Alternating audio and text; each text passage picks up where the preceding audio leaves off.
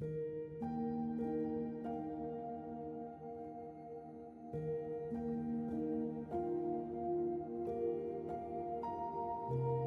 19, Letting Go of Worry.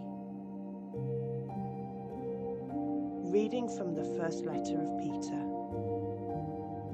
Cast all your anxiety on him, because he cares for you.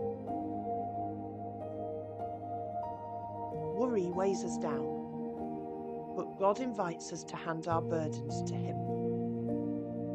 What is one thing you can surrender to him today? Are you holding on to something that's stealing your peace?